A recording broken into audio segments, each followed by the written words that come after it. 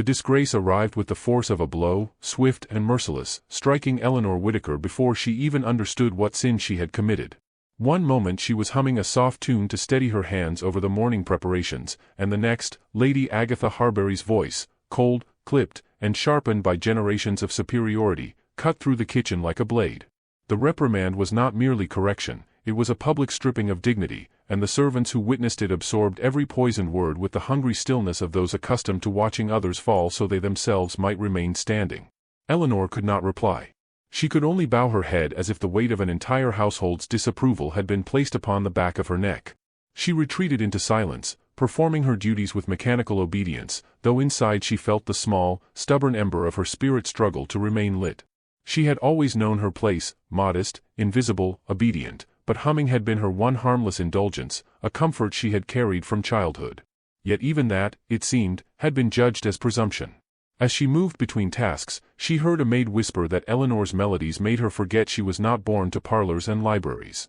Another remarked that beauty, however slight, often misled the foolish into believing they might rise in station. Eleanor felt their words as if they pressed fingers against old bruises. She had no grand ambitions, only a quiet desire to keep a small portion of herself untouched by scorn. By the time she stepped outside to fetch herbs for the day's meals, her pulse still trembled from the humiliation. The air was cool, but it gave no relief. She wanted to vanish into the earth, or at least into a world where errors were forgiven and a soft voice was not a provocation. She bent over the herb bed, breathing carefully so her chest would not betray the ache inside it. She promised herself she would no longer hum at work. She would keep every part of her spirit locked behind propriety, and no one would accuse her of presuming more than she was permitted. But the habit was older than shame, and as she searched among the leaves, a quiet thread of sound escaped her, fragile, unguarded, like a thought whispered rather than spoken. She startled at the sound of it, yet she did not stop. It soothed the pain lodged in her throat. Her voice trembled, then steadied, weaving an old folk melody she had learned from her mother long ago. It wasn't for admiration. It wasn't for anyone. It was for the small survival of her heart. She didn't hear the approaching horse, nor the soft rhythm of hooves slowing upon the path. She only sensed a shift in the air behind her, a presence waiting with deliberate stillness. She turned, startled, and her breath caught. A gentleman rider had halted several paces away, his posture composed, as though he had not intended to intrude but found himself incapable of continuing his journey. She recognized him instantly, Lord Ashton Harbury, second son of the estate's noble family.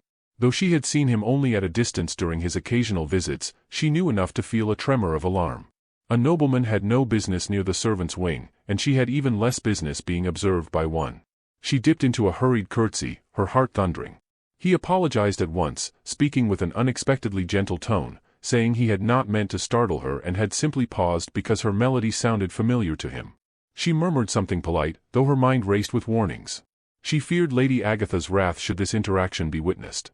She feared the servants' rumors, which spread faster than truth ever could. Above all, she feared that even being noticed by a Harbury could be mistaken for presumption, an accusation she would not survive twice. Ashton seemed unaware of the storm he had summoned within her. His words were courteous, measured, yet edged with curiosity. He asked if the song belonged to her family, for he had heard a similar tune once while traveling far from Rosehill. She answered briefly, each syllable carefully controlled. Yet something in her voice, frail from the morning's shame, made him fall silent. He watched her with an expression that was neither pity nor condescension, but something else she could not discern.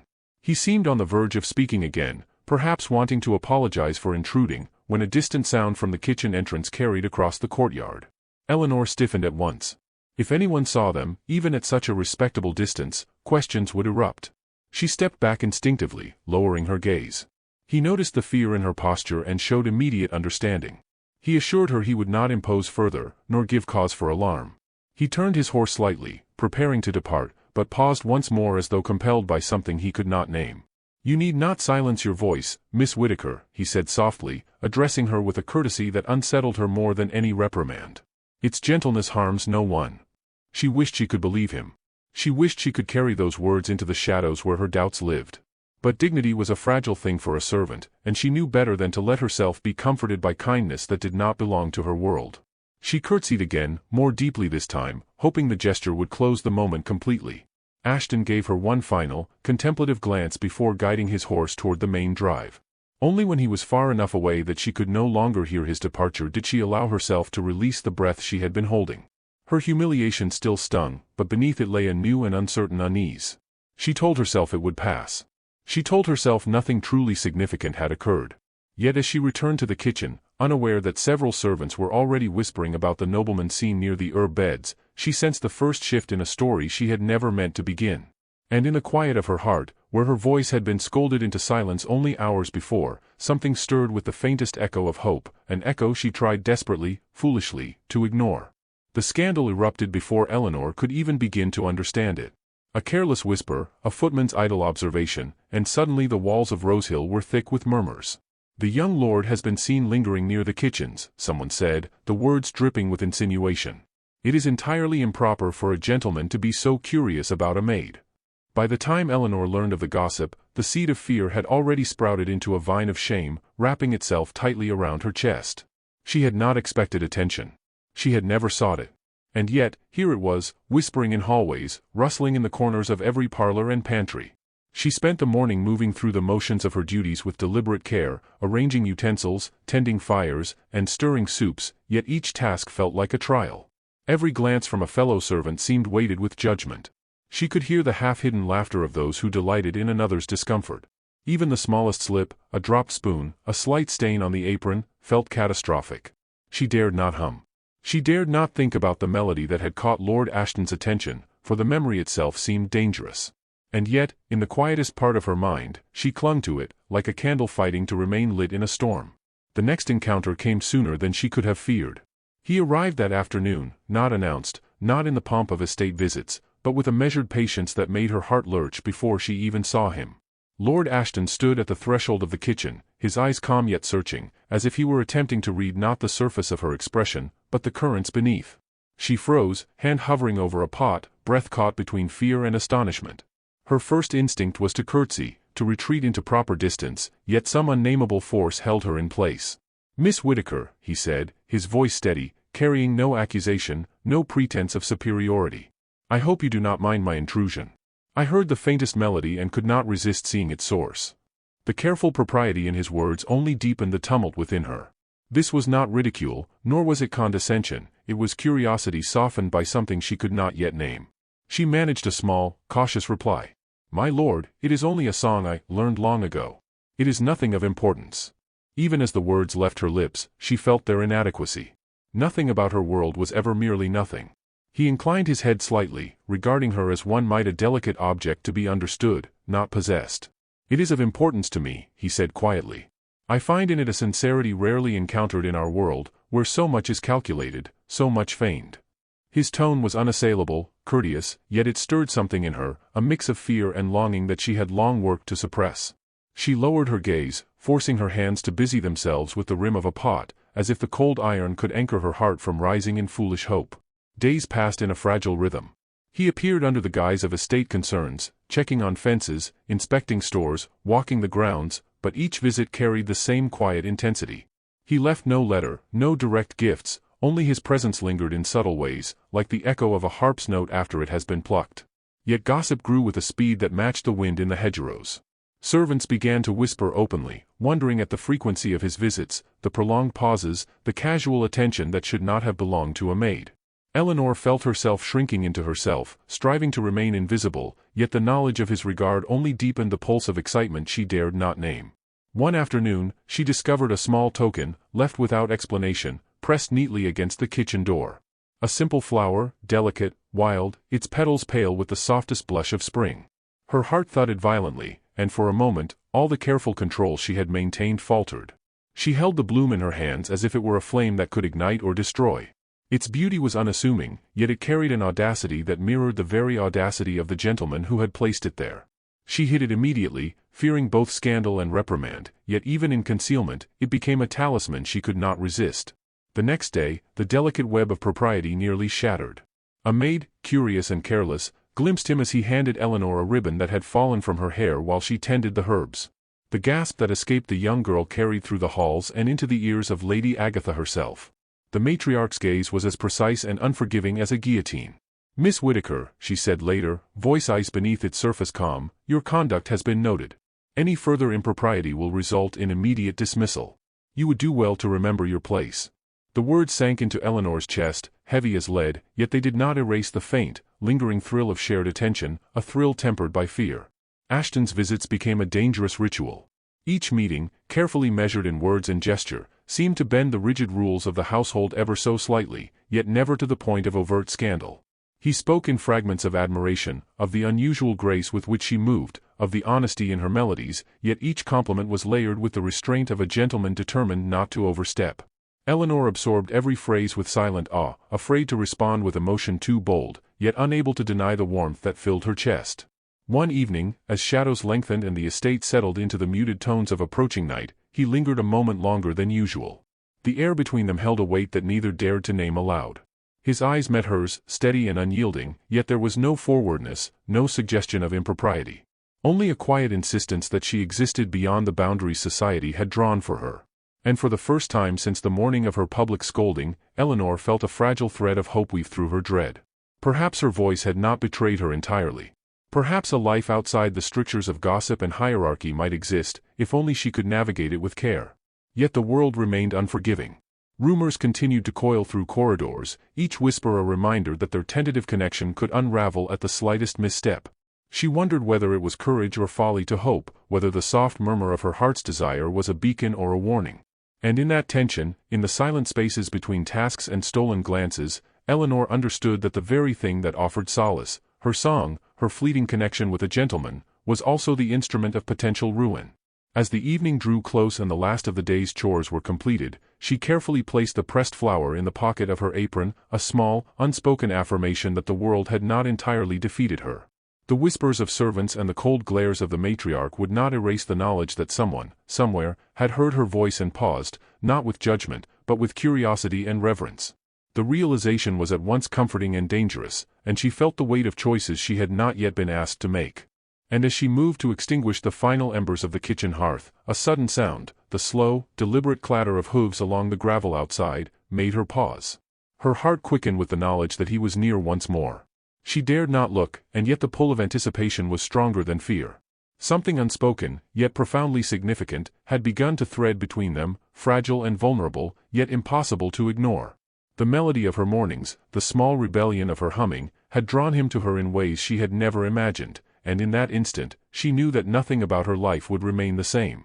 The misfortune arrived as swiftly as it always did in the lives of those who dared to occupy a space between worlds. Eleanor Whittaker discovered, one storm-darkened morning, that the quiet fortress she had built around herself was not impervious.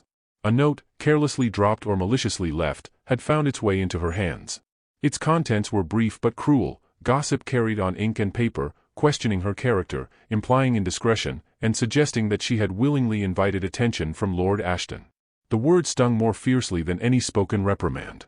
For a servant, to be accused of impropriety, even without truth, was a knife to one's very place in the household. She felt the cold weight of isolation press against her chest. The hearth might have been warm, the food properly prepared, but her dignity, delicate and unspoken, was pierced. For days, she avoided the places she had once moved through with quiet pride. The kitchen, once a sanctuary of routine and modest solace, felt like a trap of whispered judgments. Every glance from a fellow maid or footman carried the potential to wound. Even the comforting ritual of tending herbs seemed tainted. The pressed flower he had left, once a talisman of hope, now felt like a challenge she might not be prepared to bear. She tucked it further into her apron, resolved that no one, not even him, would see the small rebellion of her heart. She would keep her distance. She would obey the unspoken rules. She would remain invisible. And yet, the universe, in its stubborn impartiality, was not done with her. Rain began to fall that afternoon, soft at first, then in heavier sheets, the patter against the stone paths both relentless and cleansing. Eleanor, tasked with gathering the day's herbs, hurried along the slick paths, her apron gathering puddles as she moved. The wind tugged at her skirts, her hair escaping the pin that had held it tight, and in her haste she slipped on the slick stone edge. Her hands flew forward, grasping at air, and she braced for the sharp, humiliating impact against the earth. Before her body could meet the cold stone, a gloved hand caught her elbow. Her heart leapt violently, a mixture of fear, relief, and embarrassment. She looked up to see him, Lord Ashton, his own cloak damp from the storm, eyes steady, composed, as though he had anticipated her stumble long before it happened. There was no haste, no theatricality, only the quiet assertion of strength and care that disarmed her entirely. "You are most unwise to navigate the estate alone in such weather," he said, voice calm yet tinged with something unspoken, something that caused her chest to tighten in ways she could not control. "It is not safe for any lady of even modest sensibility to risk injury." The words were courteous, yet they carried an intimacy that made her cheeks burn. She lowered her gaze, fumbling for words appropriate to the situation, and found herself muttering apologies she barely understood. The storm seemed irrelevant compared to the quiet turbulence of being observed by him in a moment so vulnerable. He guided her to the shelter of the carriage house, still steadying her with that gentle insistence, and for a brief moment, the world outside the walls, the gossip, the matriarch scorn, the unrelenting hierarchy, ceased to exist. She felt exposed yet strangely liberated, as though the very act of being helped, being acknowledged in her frailty, allowed her to breathe a fraction more deeply than she had in weeks. The pressed flower in her apron now seemed almost prophetic, a token of courage she had not realized she possessed. "I feared the rain would find you unprotected," he said softly, a hand brushing at a loose strand of her hair with the careful propriety of one who dared not overstep. "Yet even in such circumstance, you seem to hold yourself with remarkable composure." Eleanor could not answer immediately. The compliment was neither grandiose nor exaggerated, it was careful, considered, deliberate. It acknowledged her, recognized her without demanding anything in return. The simplicity of that truth struck her with the force of revelation. I try," she whispered finally, voice nearly lost to the patter of rain, but enough for him to hear. "I cannot always succeed, yet I wish to be as one should." Her words were honest, tinged with the lingering shame of gossip, yet there was an unintentional elegance in their simplicity. She did not ask for praise, nor did she seek permission to exist, she merely wished to fulfill the expectations imposed upon her while retaining a fragment of self. He inclined his head, understanding more in that gesture than any words could convey. "You have more courage than many who claim title and station," he replied, the faintest shadow of a smile softening his otherwise composed features. "It is not the world that measures worth rightly, Miss Whittaker, but the honesty of one's heart. And yours? I find difficult to disregard." The weight of his observation made her heart tremble. It was acknowledgment without imposition, praise without demand, a delicate balance she had never imagined possible. For a long silence, they remained thus, separated by the narrowest of spaces, yet connected by currents too subtle for anyone else to perceive. The storm continued outside, unrelenting, but within that shelter, time seemed suspended. Eleanor's chest rose and fell with a careful rhythm, trying to contain both hope and fear. The press of society's expectations, the whispers of servants, the ever-present possibility of scandal, they were all temporarily suspended by the sheer sincerity of the moment. Finally, he placed his gloved hand on the wooden bench beside her, a gesture steeped in restraint and meaning. Eleanor's fingers hovered over it, unwilling yet compelled to acknowledge its presence. A connection was made, delicate and proper, yet charged with an unspoken promise. Neither spoke of future meetings, nor did they touch beyond that symbolic distance, but the silence was thick with significance. It was a private confession of understanding, a declaration without words, a shared recognition that their fates were entwining in ways society would not condone, yet that the heart could not ignore. The storm's patter grew louder, urging her to retreat, to resume her duties, to vanish before the world intruded again. Yet even as she stepped back, glancing only briefly toward him, she realized that she would no longer be able to ignore the ripple he had caused in her life. The melody of her mornings, once private and consoling, had become a bridge between worlds she had thought forever divided. The world of obedience and service, and the world of acknowledgement, attention, and possibility. As she turned toward the path leading back to the kitchen, rain dripping from her bonnet, a distant sound reached her ears, the soft footfall of a maid approaching, perhaps to carry a message, perhaps to observe. The knowledge that someone else might witness even the smallest fragment of her encounter sent a jolt of fear through her veins. Yet beneath that fear was a pulse of something new, fragile, and intoxicating, hope. It was not certainty, nor safety, but it was alive, insistent, undeniable. And in that quiet, charged instant, Eleanor understood that the simple act of being seen, truly seen, had irrevocably altered the course of her days. The notes of her melody, the gloved hand on the bench, the sincere acknowledgement of worth, they had forged a delicate, precarious bridge between her and a world she had never dared imagine. She walked back to the kitchen, wet and shivering, yet with a secret warmth in her chest, knowing that her life had shifted in ways both terrifying and exhilarating. A new chapter had begun, one that promised peril, yes, but also, perhaps, something far greater. The soft whisper of hooves carried on the wind as she entered the kitchen, and somewhere in the distance, Lord Ashton's horse paused briefly, as if he too hesitated at the edge of propriety, unsure how far the world would allow him to cross. The ruin arrived not with the subtlety of a whisper, but with the force of inevitability. Word of Lord Ashton's attention to Eleanor Whittaker had reached the ears of the matriarch, Lady Agatha Harbury, and her disapproval was swift and absolute. She summoned Eleanor to the drawing-room under the pretense of discussing routine duties, but the chill in her voice betrayed a storm more severe than any winter gale. "Miss Whittaker," she said, her tone sharpened with the authority of generations, "it has come to my attention that you have encouraged behavior most unbecoming of one in your station. I will hear no argument. Any further indiscretion will result in immediate dismissal." The words landed like stones upon Eleanor's chest, leaving her breath shallow, her pulse a drumbeat of terror and disbelief. She had anticipated reprimand, yes, but never such certainty of condemnation. Eleanor bowed deeply, her palms trembling, and murmured the most careful of apologies. "My lady, I assure you, I would never presume, nor wish, impropriety." Yet she knew that sincerity alone was insufficient to mollify the wrath of a matriarch. Lady Agatha's gaze was immovable, piercing, and in it Eleanor could see the full weight of a world that measured worth in lineage, not in heart. She left the room with the quiet dignity of one forced into invisibility, yet every step pressed heavily on her chest, each one a reminder that her very existence in that household was contingent upon the mercy of others. Meanwhile, Lord Ashton, unaware of the severity of the matriarch's displeasure, approached his father in the library, seeking counsel. The elder Harbury was a man of moderation, capable of appreciating character beyond the rigidity of social rank. Ashton's words, restrained yet fervent, carried the gravity of his conviction. "Father," he said, voice low, carrying both reverence and urgency, "I have encountered a woman whose presence commands my attention, whose sincerity cannot be feigned, and whose spirit is unmatched by any lady of our acquaintance. I ask your counsel, for the world may disapprove, but I cannot abide by expectation when my heart has already chosen." The elder man studied his son, weighing the propriety of their station against the unmistakable fervor in Ashton's tone. Finally, he inclined his head, a subtle smile betraying approval. "Then proceed with care, my son. Let neither scandal nor society dictate the merits of a pure heart. If your judgment is true, it will endure the tempests ahead."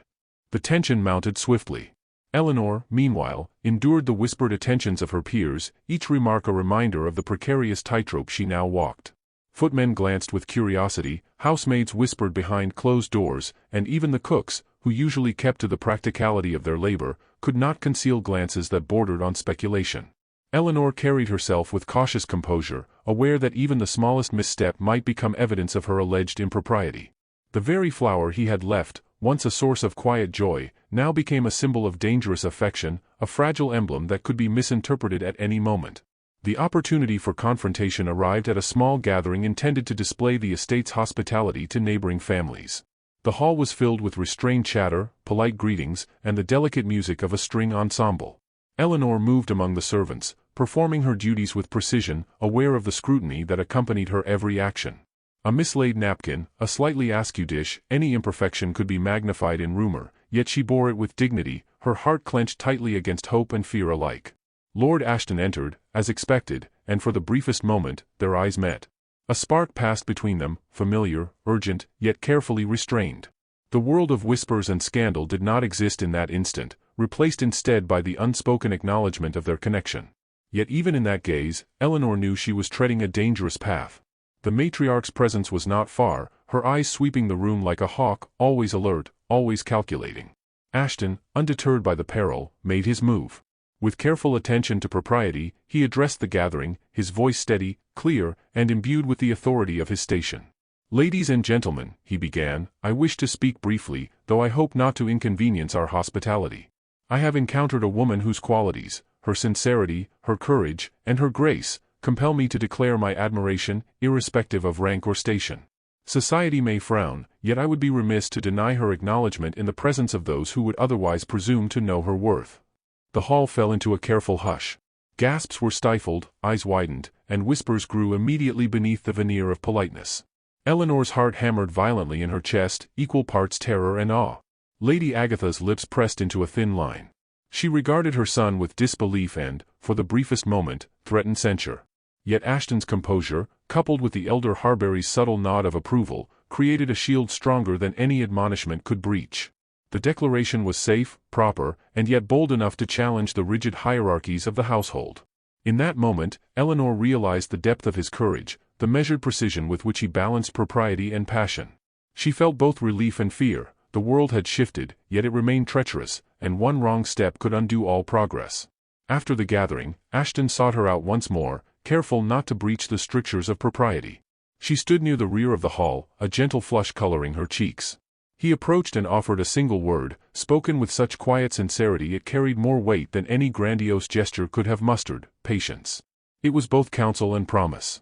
Her pulse caught, and she nodded, understanding that their connection, though still fraught with danger, had been publicly acknowledged, yet safely, deliberately, in a manner that neither invited scandal nor compromised dignity. Eleanor returned to her duties, carrying the echo of his voice and the delicate thrill of recognition. The halls no longer felt quite so hostile, though vigilance remained paramount. Every servant glance, every whispered conjecture, reminded her that society's judgment was never far, yet the small seed of hope planted by Ashton's declaration had taken root, fragile though it was. She found herself humming again, a careful, quiet melody that felt like a heartbeat shared in secret with him. Each note carried the weight of courage, of daring to believe that propriety and feeling could coexist, that recognition of one's worth need not be a transgression. Yet the storm of possibility and peril was far from concluded. Lady Agatha's gaze lingered on her from the drawing-room doorway, sharp and calculating, and Eleanor sensed that the matriarch's opposition would not be easily quelled. The whispers of the household had grown into murmurs of scandal, subtle but persistent, and the careful equilibrium she and Ashton had achieved could be shattered by a single misstep, a single misinterpreted gesture. The knowledge pressed upon her chest like the weight of 100 unseen eyes, yet beneath the fear lay a spark, a promise, delicate but insistent, that the connection she shared with Ashton was real, and worth navigating the perilous waters of expectation and rumor. As she extinguished the last candle in the rear hall, preparing to retreat to her quarters, a distant sound reached her ears. The faint shuffle of feet, the whisper of a servant passing too close, carried the possibility of exposure. She paused, breath shallow, heart quickening, aware that the next moment could alter everything. And then, above the noise of the household and the soft hum of her own pulse, she heard the faintest echo of hooves on gravel, the unmistakable rhythm of his approach. In that instant, she knew that their fragile equilibrium was about to be tested again, and that the choices ahead would demand courage beyond anything she had yet summoned. The catastrophe struck without warning, though its inevitability had hovered like a shadow for weeks. A servant, careless and unthinking, had whispered words to Lady Agatha that confirmed the matriarch's deepest fears. Eleanor Whittaker had been observed in private proximity with Lord Ashton, exchanging gestures that could, if misconstrued, sully the family's reputation. The revelation arrived with the swiftness of a hammer striking iron, reverberating through the estate with unrelenting force. Eleanor's name became a subject of hushed speculation, her every movement scrutinized, her pulse a metronome of dread and anticipation. She felt the walls close in, the narrow corridors of propriety shrinking until each breath threatened to betray her very existence. The hearth that had warmed her, the knives and pans that had been her instruments of humble labor, now seemed like relics of a life that could be swept away at any moment. As she hurried along the kitchen passage, a simple misstep, the spilling of flour, the clatter of a tray, was enough to draw immediate attention. A maid's sharp gasp echoed down the hall. Eleanor's chest tightened. She wished she could vanish into the stones beneath her feet, could become as invisible as the faint wind rustling the herb beds outside. Every ounce of dignity she had preserved now felt perilously fragile. She knew the world of whispered judgments would not allow her to falter twice. And yet, the echo of his presence lingered like an ember at the back of her mind, warm and insistent, reminding her that she was not entirely alone. Lord Ashton, sensing the tension that had gripped the household, acted with deliberate courage. He approached his father in the library, the quiet authority of his voice carrying across the polished surfaces. "Father," he said, calm yet insistent, "the woman whose worth I have spoken of cannot be judged by station or rumor. She has remained steadfast, dignified, and true. I cannot abide by propriety that diminishes virtue. I ask your counsel and, more than counsel, your support. I will not deny her acknowledgement, nor shall I allow fear of gossip to dictate our actions." The elder Harbury, weighing prudence against principle, inclined his head slowly. "Then you must act with care, my son. But let no whisper sway you from your conviction. Worth and character are not granted by inheritance but proven in courage and constancy. If your heart chooses rightly, it shall endure the tempests ahead." The next hours were a careful dance of restraint and declaration. Eleanor, aware that the matriarch's vigilance was unyielding, continued her duties with meticulous attention, each movement a testament to propriety. Yet even in the measured steps of sweeping floors and polishing utensils, her thoughts lingered on him, on the quiet acknowledgement that had passed between them in fleeting glances and restrained words. The pressed flower, carefully hidden in her apron, became a symbol of persistence, a fragile emblem of the connection that defied expectation and social restriction. As the estate prepared for a small garden gathering, a calculated moment presented itself. Lord Ashton, fully aware of the matriarch's scrutiny and the gossip threading through the household, chose his words and actions with precision. During the gathering, with neighbors assembled and the polite murmur of conversation filling the spaces between polite laughter, he addressed the room with a calm authority that left little room for misinterpretation. "Ladies and gentlemen," he began, measured, his tone carrying the weight of sincerity, "I have encountered a woman whose spirit, grace, and honesty command my deepest respect. Society may frown upon the choice I have made in regard to her, yet I find that virtue and character are not measured by rank, but by the constancy of the heart and the courage to act rightly." A hush fell over the assembly. Gasps and murmurs passed, contained but audible, yet the declaration was deliberate, appropriate, and undeniable. Eleanor, standing in the shadowed corner, felt the warmth of his words wash over her. She dared not respond openly, yet the knowledge that her qualities, her very essence, had been publicly honored, changed the course of her existence irrevocably. The matriarch's lips pressed into a thin, almost imperceptible line, a testament to astonishment more than acceptance, while the elder Harbury's approving nod provided a protective shield against total censure. Later, when the gathering dispersed, Ashton found her near the rear of the garden, where the petals of late spring blooms shivered under the lingering drizzle. He approached without haste, voice low and steady, conveying both intimacy and respect. "Miss Whittaker," he said, "the judgment of others is often harsh and unkind, yet I cannot abide a world in which merit is ignored. You have borne yourself with patience, with dignity, and with courage. I ask that you allow me to stand beside you, not merely in private, but in the recognition of the world itself, however unyielding it may be." Her fingers trembled slightly, brushing the hem of her apron.